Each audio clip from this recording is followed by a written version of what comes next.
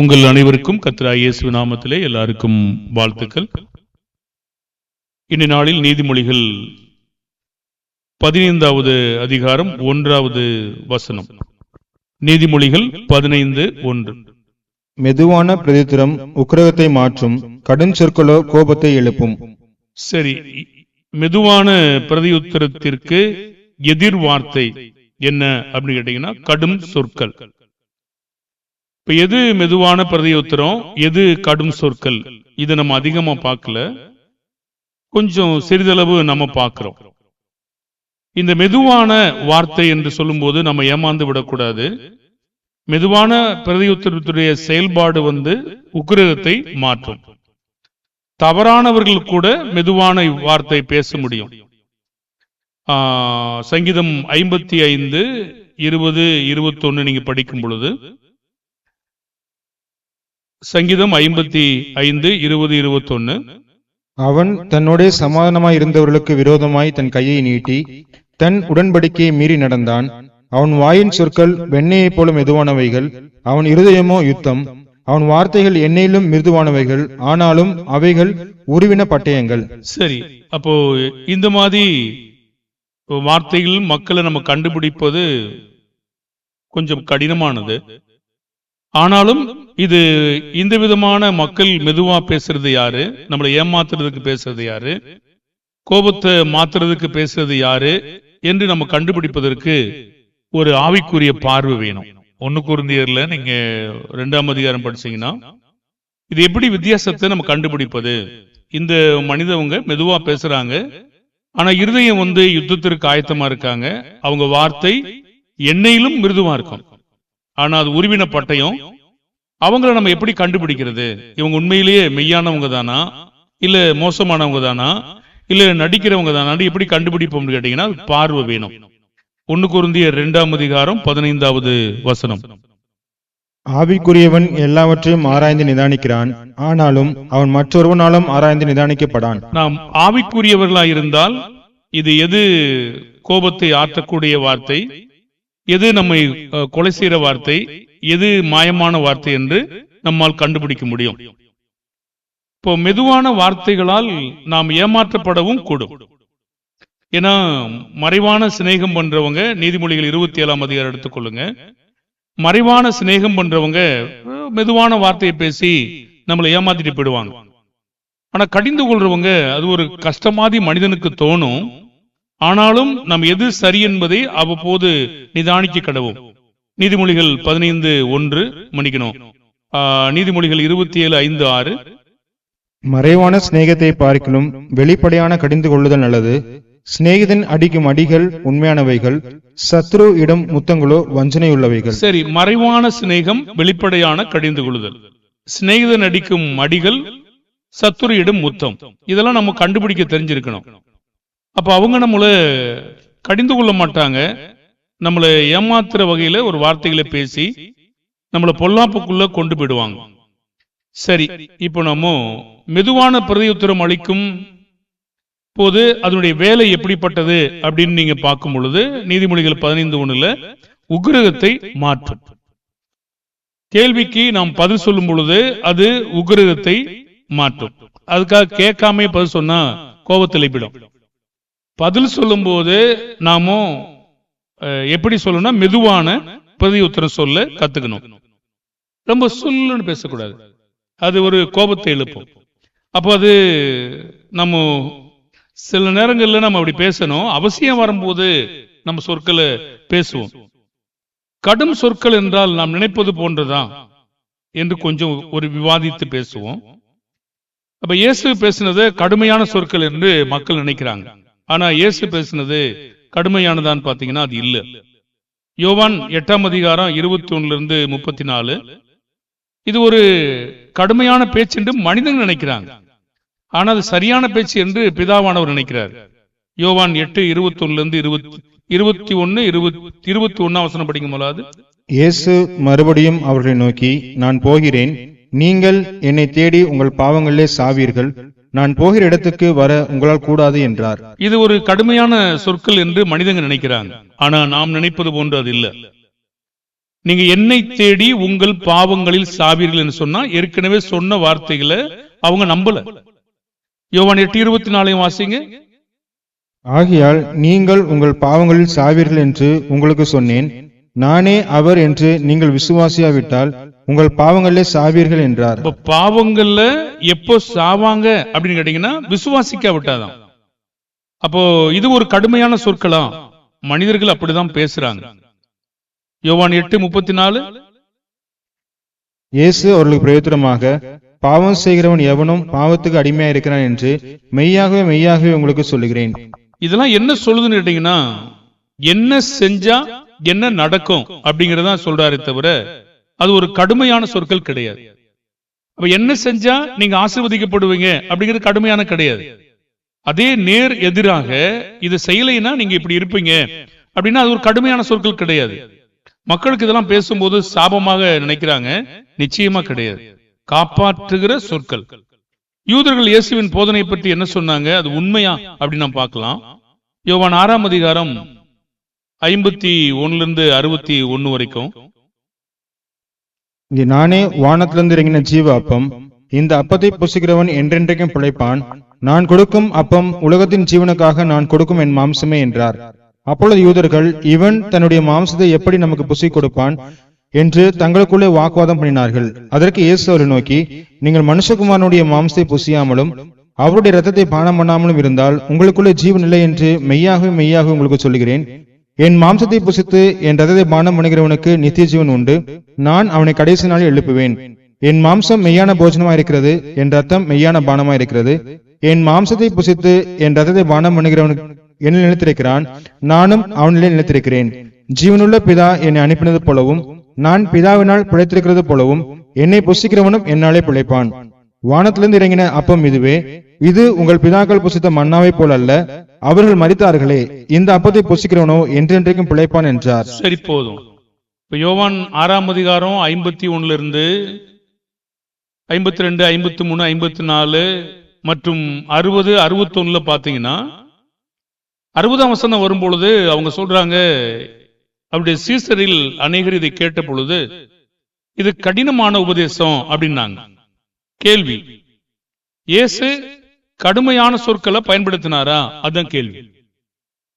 இப்ப அவர் என்ன சொன்னார்னு கேட்டீங்கன்னா, என் மாம்சத்தை புசித்து என் ரத்தத்தை பானம் பண்ணாவிட்டால் உங்களுக்குள் ஜீவன் இல்லை என்று சொன்னார்.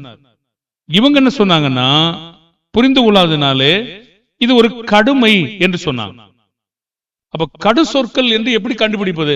இது கடுமையான சொற்கள், இது லகுவான சொற்கள், இது பிரதியுத்தரம் மெதுவானது, இது கடு சொற்கள். இது ரெண்டு வகை நாம் படுத்தணும். வேலைக்காரர்கள்ட்ட எஜமான்கள் கடும் சொற்களை பயன்படுத்தக்கூடாது என்று சொல்றார். அப்போ தன்னுடைய பிள்ளைகள்கிட்ட நம்ம கவனமா எடுக்கணும், மனைவிட்ட கவனமா எடுக்கணும். அப்ப கடும் சொற்கள் இதுவா? அது நம்முடைய கேள்வி. அப்ப கடும் சொற்கள் என்பது இதுவல்ல. ஏன்னா இயேசுவானவர் லகுவாதான் சொன்னார். என் மாம்சத்தை புசிக்கலைன்னா நீங்க உங்களுக்குள்ள ஜீவன் இல்லை அப்படின்னு தான் சொன்னார். ஆனா அவங்க இது கடுமையானதுந்தாங்க. உண்மையிலே அவங்க நினைவு போன்ற அது கடுமையானது அல்ல. இப்ப ஞானம் உள்ளவங்க எப்படிப்பட்ட வார்த்தைகளை பேசுவாங்க? நீதிமொழிகள் 12:18. நீதிமொழிகள் 12:18. பட்டய குத்துகள் போல பேசுகிறவர்களும் உண்டு, ஞானம் உள்ளவர்களின் நாவோ ஔஷதம், ஒரு மருந்து. அப்போ ரெண்டு விதமா இருக்கு. ஒரு குத்துறதாவும் பேச முடியும், மருந்து மாதிரியும் பேச முடியும். அப்ப நம்முடைய பேசுற வார்த்தை ஒரு மருந்தா அல்லது மாயத்தனமான ஒரு வார்த்தையா? இது நம்ம கண்டுபிடிக்கணும். மெதுவா சாப்பிட்டா பேசி நம்மளை ஏமாத்துற வார்த்தையா, மருந்துன்னா அதுக்கு என்ன பேருங்க? அது குணமாக்கும் ஒன்று. அப்போ ஒரு வார்த்தை ஒருவனை குணமாக்குகிறதா என்று பார்க்கும் பொழுது, ஒருத்தர் எப்படி குணமாக்குனீங்க? பாவம் செய்துவீங்கன்னா செத்துருவீங்க. நம்ம குணமாக்குதுல பயமுறுத்துது. ஆனா அது மருந்து. ஆனா மக்களுக்கு அது மருந்து மாதிரி தெரியாது. பாவம் செய்யறவன் பாவத்தில் அடிமை. பாவம் செய்தா செத்து போவீங்க, நீதி செய்தா ஆசீர்வதிக்கப்படுவீங்க, அது மருந்து. ஆனா ஏன் செத்து போவீங்க மட்டும் ஏன் மருந்தா தெரிய மாட்டேங்குது? கடுமையா இருக்கு, அது அவங்களுக்கு பிடிக்கல. பாருங்க, பாவம் செய்தா இப்படி நம்ம எது மருந்து என்பதை இயேசு ஞானம் உள்ளவர், அந்த வார்த்தை ஔஷதமாக இருந்தது. சரி, மெதுவான பிரதி உத்தரத்துல ஒரு விவேகம் இருக்கா அப்படி நாம் பார்ப்போம். ஞானம் மார்க்கு 12ஆம் அதிகாரம் 28 34 வரைக்கும் ஒரு நிதானமா விவேகமா சொல்லும் பொழுது அவன் எப்படி சொல்றான்னு சொல்றார். மார்க்கு 12 28 34 வரைக்கும். வேத பாரகரில் ஒருவன் அவர்கள் தர்க்கம் பண்ணுகிறதை கேட்டு அவர்களுக்கு நன்றாய் உத்தரவு சொன்னார் என்று அறிந்து அவரிடத்தில் வந்து, கற்பனைகள் எல்லாம் பிரதான கற்பனை எதுவென்று கேட்டான். இயேசு அவனுக்கு பிரயுத்தரமாக, கற்பனைகள் எல்லாம் பிரதான கற்பனை எதுவென்றால், இஸ்ரவேலே கேள், நம்முடைய தேவனாகிய கர்த்தர் ஒருவரே கர்த்தர். உன் தேவனாகிய கர்த்தரிடத்தில் உன் முழு இருதயத்தோடும் உன் முழு ஆத்மாவோடும் உன் முழு மனதோடும் உன் முழு பலத்தோடும் அன்பு கூர்வாயாக என்பதே பிரதான கற்பனை. இதற்கு ஒப்பாயிருக்கிற இரண்டாம் கற்பனை என்னவென்றால், உன்னிடத்தில் நீ அன்பு கூறுவது போல் பிறனிடத்திலும் அன்பு கூறுவாயாக என்பதே. இவைகளிலும் பெரிய கற்பனை வேறு ஒன்றும் இல்லை என்றார். அதற்கு வேதபாரகன், சரிதான் போதகரே, நீர் சொன்னது சத்தியம்.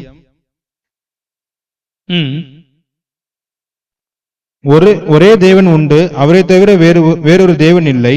முழு இருதயத்தோடும் முழு மனதோடும் முழு ஆத்மாவோடும் முழு பலத்தோடும் அவரிடத்தில் அன்பு கூறுகிறதும் தன்னிடத்தில் அன்பு கூறுகிறது போல் பிறனிடத்தில் அன்பு கூறுகிறதுமே சர்வாங்க தகனம் முதலிய பலிகளை பார்க்கிலும் முக்கியமாய் இருக்கிறது என்றான்.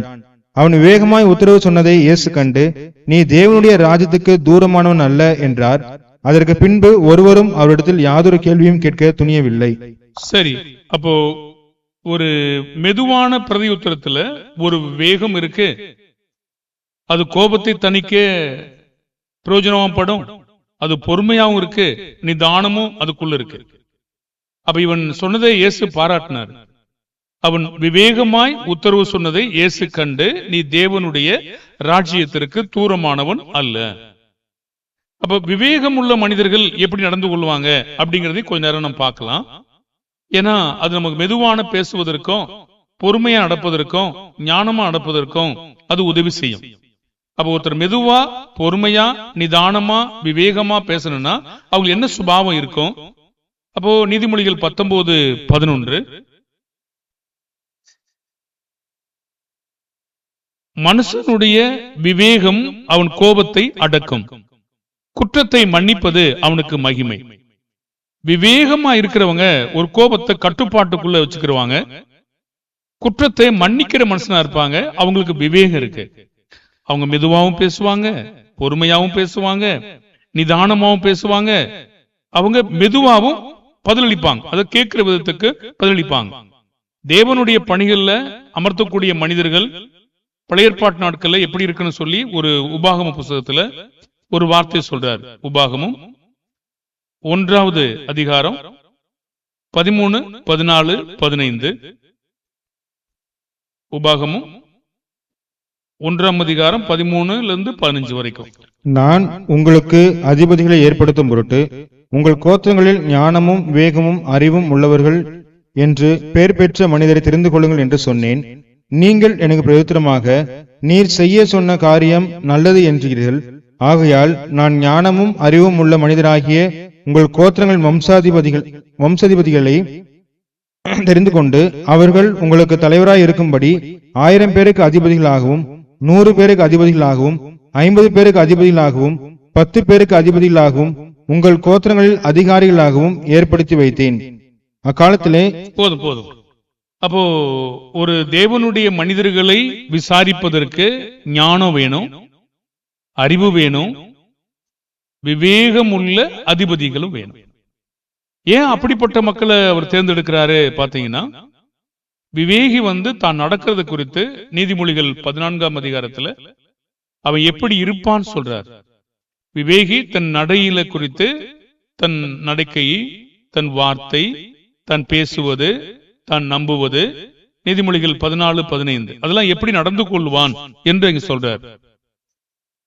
நீதிமொழிகள் 14, 15. பேதையானவன் எந்த வார்த்தையும் நம்புவான், விவேகியோ தன் நடையின் மேல் கவனமா இருக்கிறான். அப்ப விவேகி தன் நடையின் மேல் கவனமா இருப்பான். எப்படி பேசுறோம், எப்படி சொல்றோம், எப்படி நடந்து கொள்ளுகிறோம், இதெல்லாம் கவனமா இருப்பான்.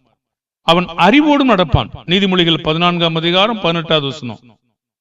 பேதையர் புத்தியினத்தை சுதந்திரிக்கிறார்கள், விவேகிகளோ அறிவினால் முடிசூட்டப்படுகிறார்கள். அப்ப அவனுக்கு அறிவு இருக்கிறது.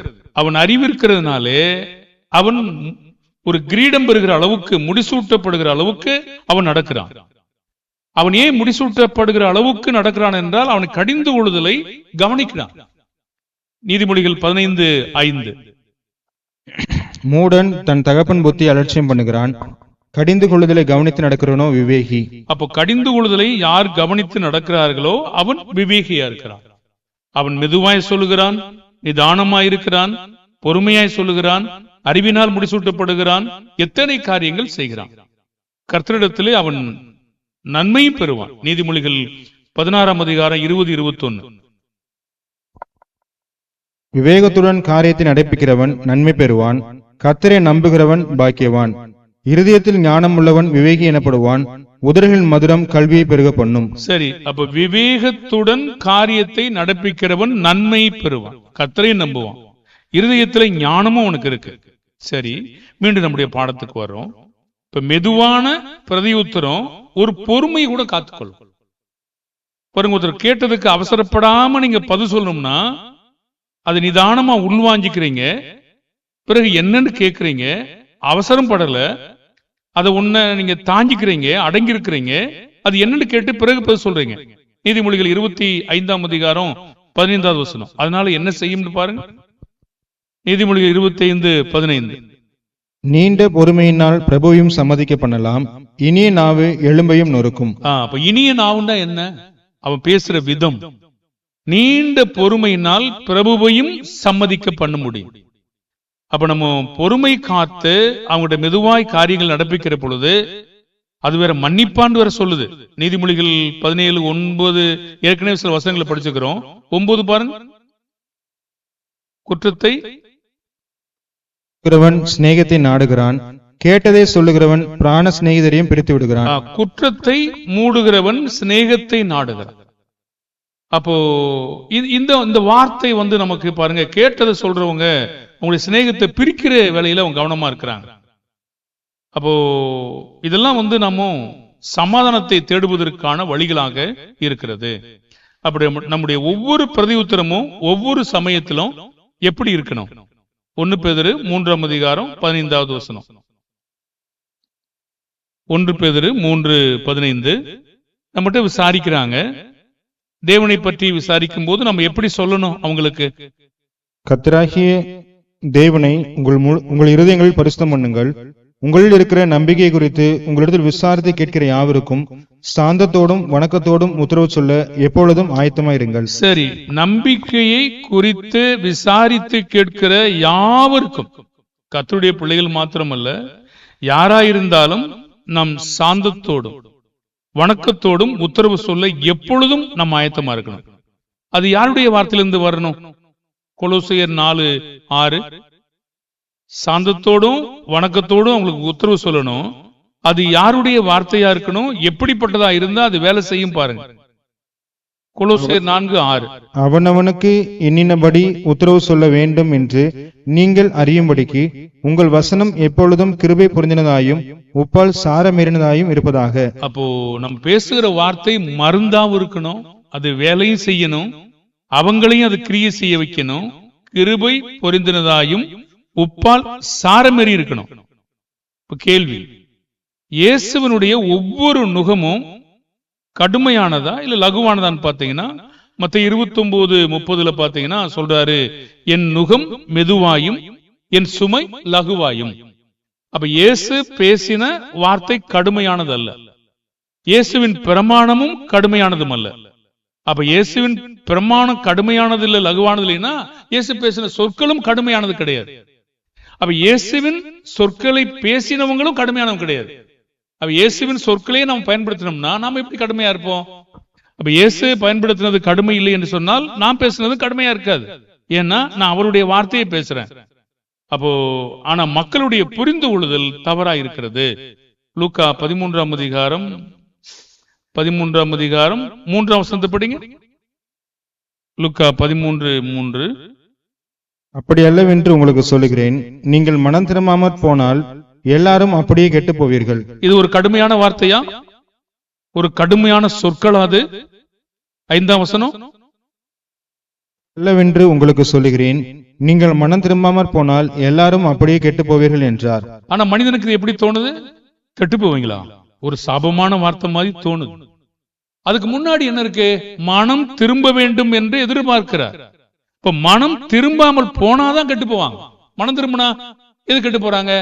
அப்போ ஒன்று ஆசீர்வதிக்கும் போது ரொம்ப சந்தோஷமா இருக்கு, அவ கீழ்ப்படியும் போது மனம் திரும்பாம போனா கெட்டு போகின்றது கஷ்டமா இருக்கு.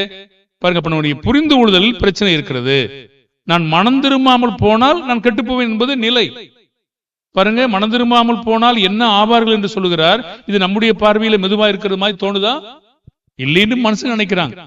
தேவனுடைய வார்த்தை மெய்யானது. அப்ப நம்முடைய பார்வையில மெதுவா இருக்கிறதா இயேசுவின் நுகம்? மத்த 23ஆம் அதிகாரம் படிப்பீங்கன்னா அவங்கள பார்த்து சொல்றாரு, 14ஆம் வசனத்திலிருந்து 25ஆம் வசனம் வரைக்கும் நீண்ட பகுதி படிக்க வேண்டாம். அவங்கள மாயக்காரரே அப்படின்றாரு, பரிசேயரே வேதபாரகரே உங்களுக்கு ஐயோன்றாரு, பிறகு குருடரே என்று சொல்றாரு. அப்ப இதெல்லாம் அவங்களுக்கு கடுமை மாதிரி தெரியுதா? கடுமையெல்லாம் ஒண்ணும் கிடையாது. அவங்க அதை உணர்ந்து கொள்ளல, குருடன்றாரு, நடிக்கிறாங்க, மாயக்காரன் சொல்றாரு. அது கடும் சொற்கள் கிடையவே கிடையாது. ஏன்னா அவங்க அப்படி இருக்கிறதுனால அப்படி அவர் சொன்னார். பாருங்க, இது இயேசுவின் கடும் சொற்களா? விதிமுறை பார்ப்போம். மத்த 23:37 வாசிங்க. எருசலேமே எருசலேமே, தீர்க்கதரிசிகளை கொலை செய்து உன்னிடத்தில் அனுப்பப்பட்டவர்களை கல்லெறிகிறவர்களே, கோழி தன் குஞ்சுகளை தன் சிறைகளின் கீழ் கூட்டி சேர்த்துக் கொள்ளும் வண்ணமாக நான் எத்தனை தரமோ உன் பிள்ளைகளை கூட்டி சேர்த்துக் கொள்ள மனதாயிருந்தேன், உங்களுக்கோ மனதில்லாமற் போயிற்று. இதோ உங்கள் வீடு உங்களுக்கு பாழாக்கி விடப்படும். பாழாக்கி விடப்படும் என்பது அந்த வார்த்தையினுடைய தொடர்ச்சி இருக்கா இல்லையா? இது இயேசுவின் கடும் சொற்களா, அல்லது விதிமுறை என்னவென்று சொல்லுகிறாரா, அல்லது தீர்ப்பு என்னவென்று சொல்லுகிறாரா? நான் உங்களை அநேக முறை கூட்டி சேர்த்துக் கொள்ள மனதா இருந்தேன், நீங்க உங்களுக்கு மனதில்ல, இப்ப என்ன நடக்கும் தான் சொல்றாரு.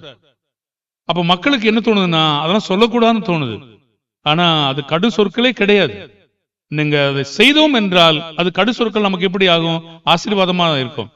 வெளிப்படுத்தல் 3ஆம் அதிகாரம் 14-16, இது இயேசுவின் மெதுவான வார்த்தையா, கடு சொற்களா, நிபந்தனை எப்படி இருக்கும் என்று சொல்லப்படுகிறதா என்பதை பாருங்கள்.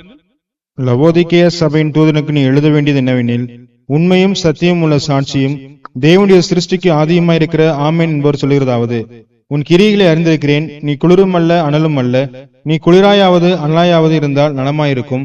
இப்படி நீ குளிருமின்றி அனலுமின்றி வெதுவெதுப்பாய் இருக்கிறபடியினால் உன்னை என் வாய் நின்று வாந்தி பண்ணி போடுவேன். போதும் போதும். அப்போ குளிரும் இல்ல அனலும் இல்ல, நீ நலமா வாழுன்றாரு, நல்லா இருக்குன்றாரு. நான் அப்படிலாம் வாழ மாட்டேன் அப்படின்னு வெதுவெதுப்பா இருக்கேன்னு சொல்லுது அந்த சபையானது. அப்ப இயேசு என்ன சொல்லணும்? வாந்தி பண்ணி போடணும் சொல்றோம். அது கெட்ட வார்த்தையா இல்ல கடும் சொற்களா? இப்படி நடந்தா அது ஆசீர்வதிப்பேன், இல்லைன்னா நீ வாந்தி தானே பண்ணி போடுவேன், இது வேணாம் தானே சொல்ல முடியும். அப்ப மக்களுக்கு என்ன தோணுதுன்னா, அவங்க எப்படி பழக்கப்பட்டு இருக்காங்களோ, இயேசு ஒரு கடுமையான சொற்களை பயன்படுத்தினாரு அப்படின்னு சொல்றாங்க. தியேத்திரா சபையை பார்த்து நம்ம முடிச்சிடலாம். வெளிப்படுத்தல் 2ஆம் அதிகாரம் 18-23 வரைக்கும். தியேத்திரா சபையின் தூதனுக்கு நீ எழுத வேண்டியது என்னவெனில், அக்னிஜுவாலை போன்ற கண்களும் பிரகாசமான வெண்கலம் போன்ற பாதங்களும் உள்ள தேவகுமாரன் சொல்லுகிறதாவது, உன் கிரியைகளையும் உன் அன்பையும் உன் ஊழியத்தையும் உன் விசுவாசத்தையும் உன் பொறுமையையும் நீ முன்பு செய்த கிரியைகளிலும் பின்பு செய்த கிரியைகள் அதிகமாயிருக்கிறதையும் அறிந்திருக்கிறேன். ஆகிலும் உன் பேரில் எனக்கு குறை உண்டு. என்னவெனில், தன்னை தீர்க்கதரிசி என்று சொல்லுகிற ஏசபேல் என்னும் ஸ்திரீயானவள் என்னுடைய ஊழியக்காரர் வேசித்தனம் பண்ணவும் விக்கிரகங்களுக்கு படைத்தவைகளை புசிக்கவும் அவர்களுக்கு போதித்து அவர்களை வஞ்சிக்கும்படி நீ அவளுக்கு இடம் கொடுத்தாய். அவள் மனம் திரும்பும்படியாய் அவளுக்கு தவணை கொடுத்தேன். தன் வேசி மார்க்கத்தை விட்டு மனம் திரும்ப அவளுக்கு விருப்பமில்லை. இதோ நான் அவளை கட்டில் கிடையாக்கி அவளுடைய விபச்சாரம் செய்தவர்கள் தங்களுடைய கிரிகளை விட்டு மனம் திரும்பாவிட்டால் அவர்களையும் மிகுந்த உபத்திரத்தில் தள்ளி அவருடைய பிள்ளைகளையும் கொல்லவே கொள்ளுவேன். அப்பொழுது நானே உள்ளந்திரியங்களையும் இருதயங்களையும் ஆராய்கிறவர் என்று எல்லா சபையிலும் அறிந்து கொள்ளும். சரி, மனம் திரும்புவதற்கான ஒரு சந்தர்ப்பத்தை கொடுக்கிறார். நம்ம ஏற்கனவே லவோதிக்கா சபையை பார்த்தோம். இது மெதுவான வார்த்தையா, கடு சொற்களா, அல்லது நிபந்தனை எப்படி இருக்கும் என்று சொல்லுகிறாரா என்று பார்த்தோம். நிபந்தனை தான் சொல்றார். அவர் ஒரு கடுமையான வார்த்தையை பயன்படுத்தல. இது பயந்து அவரை தேடும்படியான வார்த்தை. இப்ப தியேத்திரா சபைக்கு இயேசு என்ன சொன்னார்னா, மனம் திரும்பும்படி தவணை கொடுக்கிறார். சில மக்கள் வஞ்சிக்கிறதுக்கு இடம் கொடுக்கிறாங்க. அப்ப தவணை கொடுக்கும் போது திருந்தாதபடினால நான் கடைசியில் என்ன செய்வேன்? கொல்லுவேன். இப்ப கொல்லுவேன் என்பது கடுமையான வார்த்தையா? இப்ப மனம் திரும்பினா எது கொள்றாரு?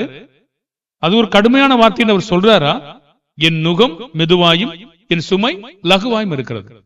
இப்ப ஏற்றுக்கொண்டா அது கடுமையானதே கிடையாது. யாரெல்லாம் ஏற்றுக்கொள்ளலையோ அது என்ன ஆகும்? இப்ப நம்ம ரியலா உலகத்தின் வாழ்க்கையில கொஞ்சம் 2 நிமிஷம் பேசுவோம். ஒரு வார்த்தை ஒரு பிள்ளை பாடம் எழுதுது, ஒரு தவறா எழுதுன்னு வைத்துக் கொள்ளுங்களேன். நீ எப்பவுமே தவறாதான் எழுதுவ அப்படின்னா ஒரு கடுமையா இருக்கிற மாதிரி தோணுது. அது சரியில்லை. இப்படி பேசுவது தவறு, சரியில்லை. அப்ப நம்ம இதை நீ நல்லா எழுதியிருக்க, இது 10 வார்த்தை நல்லா எழுதியிருக்க, 2 வார்த்தை கொஞ்சம் நல்லா எழுதணும், இது இப்படி இருக்கு. 2 வார்த்தை தவறு என்று சொல்ல முடியும், 2 வார்த்தை நல்லா எழுதணும் அப்படின்னு சொல்ல முடியும். நீ எழுதியிருக்கிற இன்னும் கொஞ்சம் கூடுதலா நல்லா எழுதணும் இப்படி பேச முடியும். ஆனா தேவன் எங்கே எப்படி பேசுறாரோ அதை நம்ம மாத்துவதற்கு அதிகாரம் கிடையாது. நம்ம சொந்த வார்த்தையை அப்படி மாத்திக்கலாம். இப்ப நீங்க சமைச்சிருக்கீங்க, சமைக்கிற பொழுது இது நல்லாவே இல்லை அப்படின்னு சொல்ல முடியும். இது சாப்பிடும்படியே இல்லை அப்படி சொல்ல முடியும். இது கொஞ்சம் நல்லா இருக்கு, இன்னும் கொஞ்சம் சுவை கொடுவதற்கு கொஞ்சம் சில பொருட்களை போட்டா நல்லா இருக்கும் அப்படி சொல்ல முடியும். நல்லா இல்லைங்கிறது உண்மைதான், ஆனா நல்லா இருக்குங்கிறது உண்மைதான். எப்படி? ஒரு விதத்துல இருக்கு, ஒரு பக்கத்துல இல்ல. அப்ப நம்ம உலகத்தின் ரீதியா பேசும்போது இப்படி பேசலாம். ஆனா தேவனுடைய வார்த்தை பேசும்போது நம்ம என்ன செய்யணும்? தேவன் சொன்னபடிதான் பேசணும். அப்ப தேவன் சொன்னபடி பேசுவது என்பது மேன்மையானது. அப்ப யாரோ ஒருத்தர் கூப்பிடுறாங்க உங்களை, இந்த கூப்பிட்டவன அவன் சொல்றான் இந்த வர்றேன். ஒன்னு சொல்லாமலும் இருக்க முடியும். ஒன்னும் சொல்லாமல் இருந்தா கோபத்தை எழுப்போம். நம்ம சொன்னோம், பதில் எதுவுமே சொல்லல, அது கடு சொற்களும் சொல்லல, ஒன்னு சொல்லல, அது கோபத்தை ஏற்படுத்த வாய்ப்பு இருக்கிறது. ஆனா அதுக்கு பதில் சொல்ல இதோ வருகிறேன், அது ஒரு வார்த்தை பாருங்க. அப்போ இது ஒரு மெதுவான காரியமா இருக்கிறது. அது இந்த வர அப்படின்னு சொல்ல முடியும், இதோ வருகிறேன் அப்படின்னு சொல்ல முடியும், இந்த வர அப்படி சொல்ல முடியும், இந்த வந்துகிட்டு இருக்கல அப்படி சொல்ல முடியும். பாருங்க, நான் பேசுற விதத்தை பொறுத்து தான் அதெல்லாம் அமையும். அப்ப இது கோபத்தை எழுப்புவதும் அது மாற்றுவதும் நாம் பேசுகிற சில மொழிகளை குறித்து அமையும்.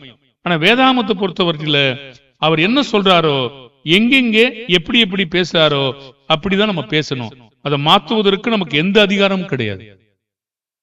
ஒருத்தர் சொல்றாங்க வேகமா அவங்க இவங்க எல்லாம் பாவம் செஞ்சுட்டாங்கன்றாரு. நீங்க எப்படி நினைக்கிறீங்களா? நீங்கள் மனம் திரும்பாமல் போனால் அப்படியே கெட்டு போவீங்கன்னு சொன்னார். எப்ப கெட்டு போவாங்க? மனம் திரும்பாமல் போனால். அதனால அது கெட்ட வார்த்தையும் கிடையாது, கடுமையான சொற்களும் கிடையாது. மனம் திரும்பினா நமக்கு பிரச்சனை இல்லையே. அப்படியானால் நாம் பார்த்த பகுதியானது மெதுவான பிரதியுத்தரம் உக்கிரகத்தை மாற்றும், கடும் சொற்களோ கோபத்தை எழுப்பும். அப்ப கடுமையான சொற்கள் என்ன? அதை ஒரு பாடமா நம்ம படிக்கணும். கடுமையான சொற்கள்னா என்ன?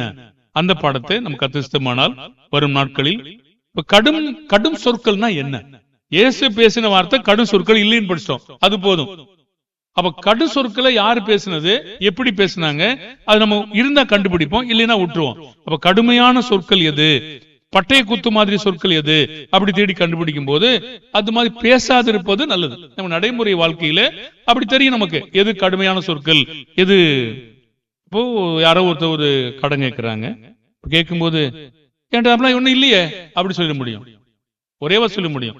என்கிட்ட நீங்க கேட்ட பணம் ரொம்ப, என்கிட்ட கொஞ்சம் பணம் இருக்கு, கடுமையா இல்ல. இதை கேட்க வந்தாங்க, நம்பிக்கைக்கு தகுந்தவாறு நீங்க 2000 ரூபாய் கேட்டீங்க, என்கிட்ட ஒரு 500 ரூபாய் இருக்கு, நான் வாங்கிட்டு போங்க. அப்போ அது மெதுவா இருக்கும், கோபத்தை எழுப்பாம இருக்கும். இது உலக ரீதியான காரியம். இல்லைன்னு சொல்லுவது ரொம்ப கடுமையா இருக்கு அவனுக்கு, இப்படி கூட பேச முடியும். பாருங்க, இந்த மாதிரி நம்ம அதிகமா தேடி கண்டுபிடிக்க வேண்டாம். தேவனுடைய வார்த்தை கடுமையானது அல்ல அல்ல. கீழ்ப்படுகிறவர்களுக்கு கடுமையானது கிடையாது. ஆனா பழகுற வரைக்கும் நமக்கு துக்கமா இருக்கும், நம்முடைய பார்வையில கடுமையா தோணும், மற்றவர்கள கடுமையா இருக்காது. கர்த்தர் உங்களை ஆசீர்வதிப்பாராக. வரும் வாரத்தில் வேறொரு பாடத்துக்கு செல்வோம். நாம் ஜெபித்து நிறைவு செய்வோம். நாம் ஜெபிப்போம். பரலோகத்தில் வாசமாயிருக்கிறதான இரக்கமும் அன்பும் நிறைந்த பரலோக பிதாவே, நாங்கள் நிதானமாய் பேசவும் விவேகமாய் பேசவும் கடும் சொற்களை பயன்படுத்தாதிருக்கவும் எங்களுக்கு உதவி செய்யும். எங்களுடைய ஆண்டவர் உலகத்திலே வந்த பொழுது சாந்தமாக பதிலளித்தார். பிதாவை இருக்கிறதை பிதா என்ன சொன்னாரோ அதை அவர் சொன்னார். பிதாவை இயேசுவானவர் சுயமாய் பேசவில்லை, பிதா என்ன சொன்னாரோ அதை மட்டுமே பேசினார். மனிதர்கள் இயேசுவின் வார்த்தையை தவறாக உணர்ந்து கொண்டிருக்கிறார்கள். இயேசு பேசினது கடுமையானது என்று சொன்னார்கள். நிச்சயமாகவே அது கடுமையானது அல்ல, லகுவானது, மெதுவானது. ஆகவே அது ஏற்றுக்கொள்ளக்கூடியது. இப்ப மனிதன் தவறாய் புரிந்து கொண்டபடியினாலே அது தவறாக கடுமையாய் இருக்கிறது. பிதாவே, நாங்கள் உலகத்தை பின்பற்றாமல் எங்களுடைய ஆண்டவர் இயேசுவை பின்பற்ற எங்களுக்கு உதவி செய்யும். இதில் பங்கு பெற்ற கூடி வந்த பிள்ளைகளையும் செல்போன் வழியாக கேட்கிற பிள்ளைகளையும் நீர் ஆசீர்வதிக்கும்படியாகவும் நாங்கள் சரியாய் உணர்ந்து கொள்ள எங்களுக்கு உதவி செய்யும். இயேசுவின் பிரமாணம் மெதுவாயும் லகுவாயும் இருக்கிறது, அது பாரமானவைகளும் அல்ல. ஆகவே அதை குறித்து நாங்கள் கடுமையானது, கடும் சொற்கள், இயேசுவானவர் கடுமையாய் பேசிவிட்டார் என்று தவறாய் உணர்ந்து கொள்ளாதபடி எங்களை விலக்கி காத்துக் கொள்ளும். அப்படிப்பட்ட மக்களுக்கு பதிலளிக்க நாங்கள் ஞானமுள்ளவர்களாய் வாழ எங்களுக்கு உதவி செய்யும். இயேசுவின் நாமத்தில் செபிக்கிறோம் நல்ல பிதாவே, ஆமென்.